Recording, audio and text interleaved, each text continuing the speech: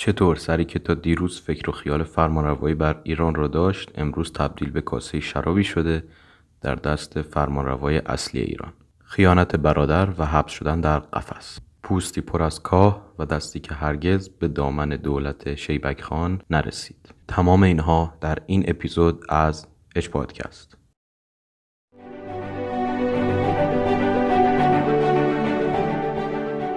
به نام خدا. سلام، خوش اومدید به این ویدیو از چنل اچ پادکست. این ویدیو پارت دوم ویدیوی شاه اسماعیل که ویدیو قبلی تا فتح تبریز بود و این ویدیو تا نبرد مرو. خب گفته شد که شاه اسماعیل تبریز رو فتح کرد و خودش رو شاه خوند. در اون موقع ایران به معنای واقعی تیکه تیکه بود و هر کس یک حکومتی برای خودش داشت. به طور مثال مشعشعیان در جنوب، مراد بیگ آقایون در نواحی عراق عرب و شیراز و فارس، رئیس محمد در ابرکوه، حسین کیای چلاوی در مازندران و سمنان. تمام این حکومت ها هم مغلوب شاه اسماعیل شدن و از هستی ساقط شدن. بعد از فتح تبریز، مراد بیگ آقایونلو با شاه اسماعیل میخواد که بجنگه، 70,000 نفر رو هم به همدان میاره، اما شاه اسماعیل به اون نصیحت میکنه که داخل جنگ نشو و با من نجنگ، اما گوشش حالا بدهکار نبود و میخواد بجنگ که شکست میخوره و به شیراز فرار میکنه. شاه اسماعیل در شیراز شکستش میده و از اونجا مراد بیگ به بغداد فرار میکنه. شاه اسماعیل یک عده از علمای سنی اونجا رو جمع میکنه، علمای سنی شهر شیراز، فهمه که لعن خلفای سگانه کنید. اونا این کار انجام نمیدن و همشون رو میکشه. بعد از اون وارد جنگ با سلسله مشعشعیان میشه. اونها یک حکومتی بودن در ناحیه خوزستان امروزی و در فواصلی هم بصره و بغداد رو هم در کنترل خودشون داشتن که خیلی زیاد طول نکشید. شاه اسماعیل با اونها وارد جنگ میشه، شکستشون میده و خوزستان هم ضمیمه حکومت صفوی میشه. بعد از اون نوبت به حسین کیای چلاوی میرسه که خیلی در موقعی که شاه اسماعیل با مراد بیگ میجنگیده خیلی اذیت میکرده و دست به شورش میزده. شاه اسماعیل یکی از سرداراش رو با 300 سوار راهی اون ناحیه میکنه که با او بجنگن و یک جنگ میکنن و 80 نفر از اون 300 نفر زنده میمونن و عقب نشینی میکنن به قلعه ورامین. قلعه ورامین 40 روز در حصر و محاصره بود تا اینکه یک نیرنگی زد حسین کیا و گفت که من میخوام برم پیش شاه اسماعیل و نمیتونم در برابرش مقاومت کنم، چون شنیده بود خبر حرکت شاه اسماعیل به اون ناحیه رو. بیا و منو ببر پیش شاه اسماعیل و میخوام توبه کنم و بشم یکی از لشکریانش. اون فرمانده صفوی هم بیرون میاد و از قلعه و حسین کیا فرمانده رو میکشه. قلعه سقوط میکنه و حسین کیا 50,000 نفر از افرادش رو داخل قلعه میذاره و خودش به قلعه گلخندان میره.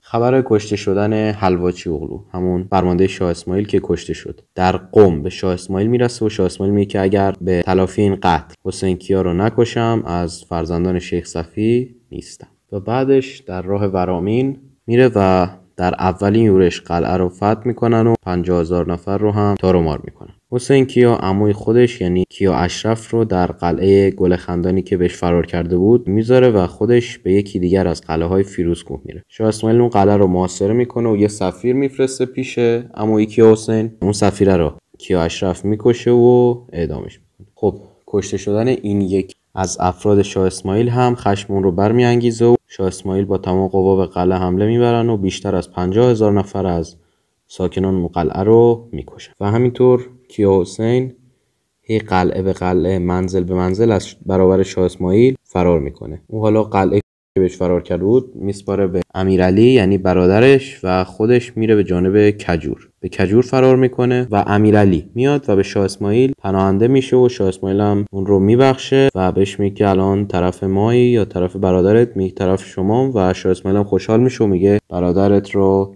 خواهیم کشت و جاشو به تو میدیم. خب اینجا امیرعلی یک نیرنگی رو به کار میبره، میرن به طرف اون یکی قلعه‌ای که کیا حسین بهش فرار کرده بود با 3,000 نفر از افرادش میرن به طرف کیا حسین و از قلعه بیرون میاد و همین که از قلعه بیرون میاد قزلباش‌ها محاصره‌اش رو میکنن و یک جنگی رخ میده. افرادش بیشترشون کشته میشن اما کیا حسین زنده میمونه و با یه سری از افرادش به یکی از قلعه‌های دیگه فرار میکنه.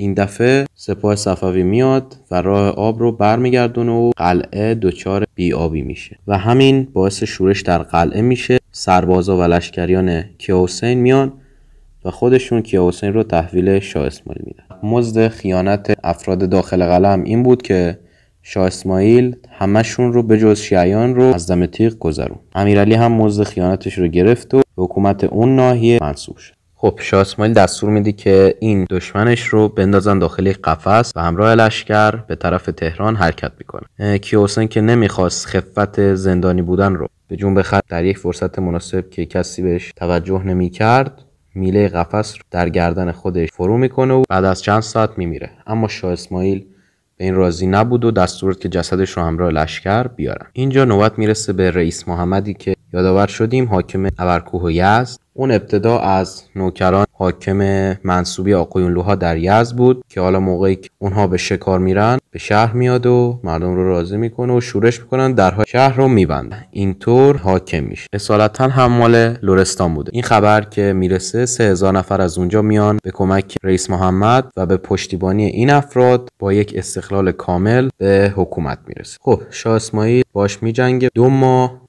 این شهر در محاصره بوده، یزد در محاصره بوده و 2 ماه مقاومت کردن، اما با یورش ناگهانی قزلباش‌ها شهر فتح میشه و یک قتل عامی انجام میشه. رئیس محمد با همراه چند تن از سرداراش به نارین قلعه یزد فرار میکنه و اونجا میجنگن. 1 ماه هم اونجا مقاومت میکنن، اما باز همین قلعه به تصرف شاه اسماعیل در میاد. اونها پناه میبرن به یک برجی که اونجا دستگیرش میکنن و مثل کیاحسین میندازنش داخل یک قفس. داخل بدنش زخم‌ها ایجاد میکنن و اینقدر رو این زخم‌ها شیره و عسل میمالن که رئیس محمد بر اثر نیش‌های زنبور میمیره. شاه اسماعیل دستور میده که همراه با جسد کیاحسین جسدش رو بیارن و میرن به اصفهان. اونجا در حضور سفیر دولت روم، دولت عثمانی، این 2 جسد رو آتیش میزنن و یک انتقامی میگیرن.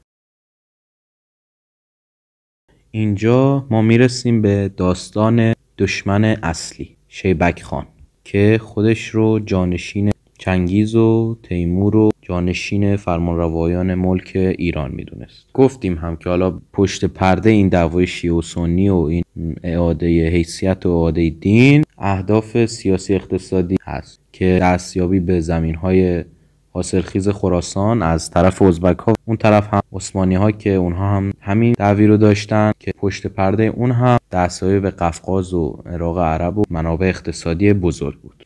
خب اول ببینیم که شیبک خان کی بود. اسم اصلی شاه بخت خانه که متخلص بود به شیبانی که مغولی هم بود و از 8 پدر از 8 پشت به چنگیز خان میرسید. حالا ابتدا در سیبری بودن در ناحیه تیومن و به رهبری همین شیبک خان مهاجرت میکنن به ماوراءالنهر، این ناحیه خراسان. شیبک خان حالا به نام جده شیبانی متخلص بود و شخصیتش رو هم یک شخصیت جنگاور و متکبر و سنی متعصب نوشتن. شیبک خان به کمک ازبک ها ابتدا از ماوراءالنهر شروع کرد و سمرقند تمام اینها رو گرفت و به تدریج سراسر ترکستان و بخشی از افغانستان و خراسان و استراباد همون گرگان رو از دست جانشینان تیمور، سلطان حسین میرزا، اینا همه رو گرفت و با شاه اسماعیل همسایه شد. شاه اسماعیل در عراق عجم، یعنی همون اصفهان و عراق و اینها بود، کرمان و یزد، اینها همه دست شاه اسماعیل بود و که از اون ناحیه به بعد هم در دست شیبک خان. جغرافیای اون دوره این بود.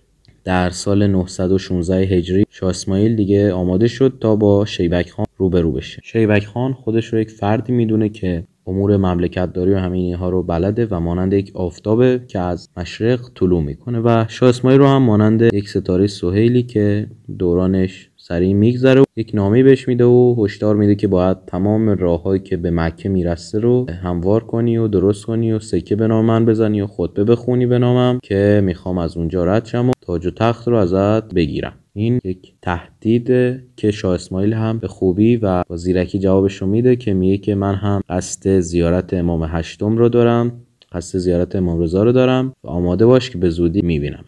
شیبک خان به قتل و غارت در همون ناحیه دست میزنه، شیعیان رو میکشه و شاه اسماعیل هم بهش اعتراض میکنه و شیبک خان یک نامه پر از فحش و دشنام بهش مینویسه و این موقع است که دیگه شاه اسماعیل صبرش تموم میشه و آماده نبرد میشه. ناحیه دامغان در دست داماد شیبک خان بود، احمد سلطان، که از ترس سپاه شاه اسماعیل به هرات فرار میکنه و به شیبک خان خبر میده که شاه اسماعیل در راه و قراره با ما بجنگ. شیبک خان هم به مرو فرار میکنه و سپاه شاه اسماعیل شهر پشت شهر به طرف شیبک خان حرکت میکنه. دو لشکر نزدیک مرو در ترکمنستان امروزی با هم روبرو میشن و یک جنگ خونینی در میگیره.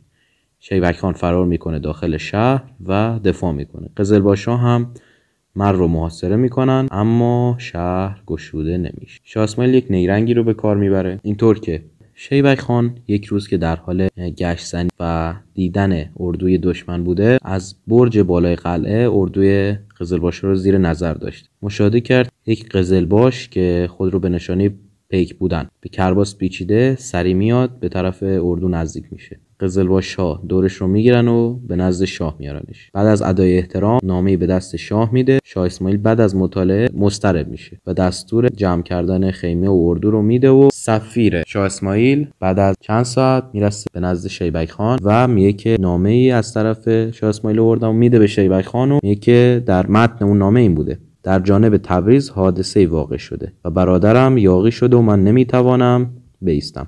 اگر سر جنگ داری بیرون آ و الا شرط مروت آن است که چون ما به تبریز رویم مگذار که ازبکان از عقب ما بیایند. ما را با شما جنگی نیست و دیگر نزاعی در سر خراسان نداریم. شیبک خان هم در جواب میگه که برو به آقای خود بگو هرگاه شما را با ما کاری نباشد مرا با تو کار بسیار است. یعنی اینکه اگرچه تو با من کاری نداری اما من با تو خیلی کار دارم. این حیله به ثمر نشست. شاه اسماعیل عقب میشینه و یک دسته کوچکی از نیروهاش رو در چند منزل عقب‌تر باقی میگذاره و خودش هم میره چند منزل عقب‌تر از اون نیروهای باقی مونده. این موقع بود که در سپاه ازبک و در مرو شیبک خان قرار میذاره که فردا صبح به تعقیب سپاه قزلباش برن. شیبک خان یک همسری داشته به نام مغول خانم یا مقبول خانم. این مغول خانم گویا سرش جای دیگری گرم بوده و در قید این شیبک خان نبوده. او میخواد که سریع شیبک خان رو از قلعه بیرون کنه تا خودش بره و به کارهاش بپردازه. شیبک خان قرار میذارن که فردا صبح برن به تعقیب قزلباش‌ها،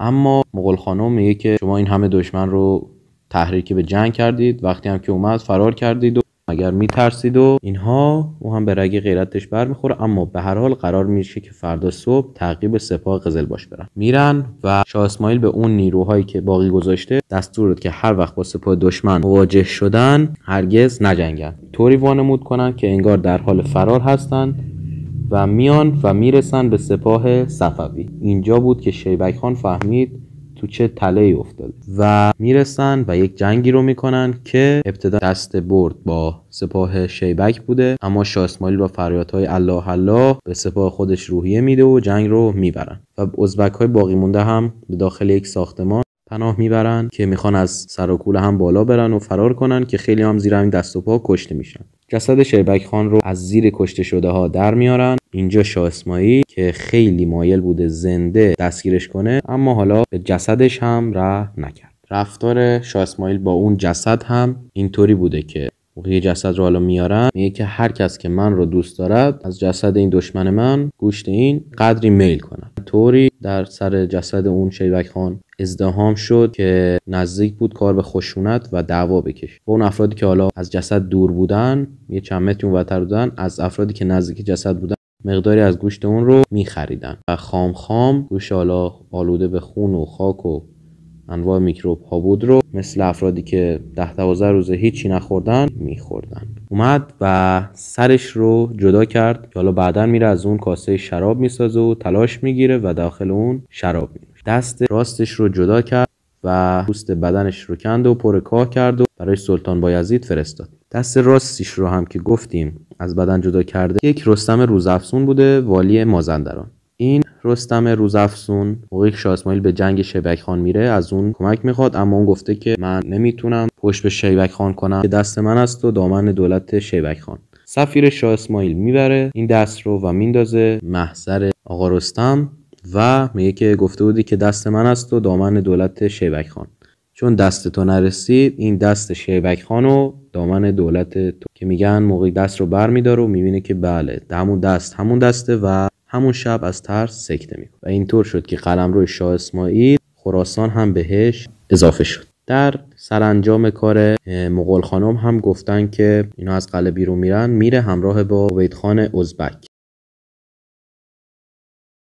خب خیلی ممنونم که این ویدیو از چنل ما رو دیدید. اگر که ویدیو براتون جالب بود و مورد پسندتون بود حتما دکمه لایک رو بزنید و ما رو سابسکرایب کنید. با تشکر. روزگار بر شما خوش. خدا نگهدار.